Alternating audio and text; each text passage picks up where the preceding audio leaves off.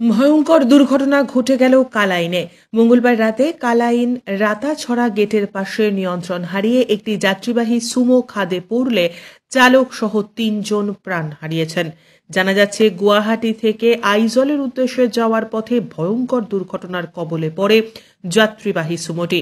দুর্ঘটনায় আহত হয়েছেন আরও 2 যাত্রী। তাদের মেঘালয়ের উইংকিয়াম হাসপাতালে নিয়ে যাওয়া হয়েছে। দুর্ঘটনার পর পুলিশ ও বিএসএফ জওয়ানেরা উদ্ধার কার্যে নেমেছেন। নিহত চালকের পরিচয় পাওয়া গেলেও বাকি 2 যাত্রীর পরিচয় এখনো মেলেনি। নিহত চালক সোনাবাড়িঘাট 2য় খণ্ডের জাবির হোসেন চৌধুরী। মৃত নাসিম তিতির চৌধুরীর 2য় ছেলে। নাসিম সুমোর মালিক। Bureau report, CNN24 news, Silchar.